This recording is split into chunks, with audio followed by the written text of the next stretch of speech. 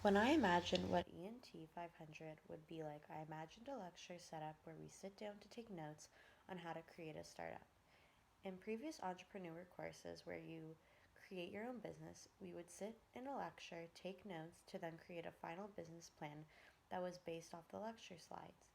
A class where you write 100 all multiple choice midterm and final exam. Those were my expectations before I actually realized how this course was set up. I realized quickly that I was wrong. By the first 3 weeks, I had already had a group that consisted of 3 people. It was Kiana, Tyler, and I. Our creative process started off by bouncing ideas back and forth.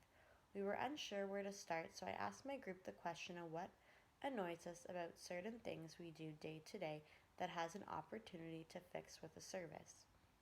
That got the ball rolling, and we started to have a conversation about all the possibilities because my group was very open to hearing everyone's suggestions. We created a solution to a problem that Kiana had experienced. We were now ready to go through the steps to develop this solution. Then on week 4, our group experienced our first challenge. Our third group member decided to drop the course.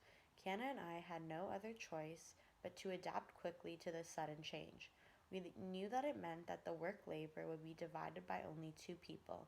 We made it work given the circumstances, and it actually made us have to be more organized because there was now less people in our group, but more work to accomplish and keep track of.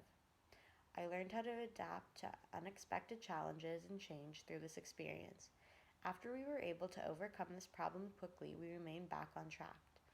I also learned that you cannot let unplanned changes throw you off. I then realized that adaptability is a very important skill to master, especially in business. After this obstacle, we were focused and continued with the development of our solution. I thought that 100 Steps to Startup was really helpful because it broke down each step and explained the task very clearly to be able to follow. The example worksheets I found were the most helpful because it provided something to refer to when filling the worksheet out for our own business. It made me understand the instructions instead of interpreting the instructions. That was very beneficial for me throughout the whole process. I'm the type of person who learns by doing. I had never taken a course like this. I was used to other classes where I'm just taking in information, memorizing it, to then just get tested on it on an exam.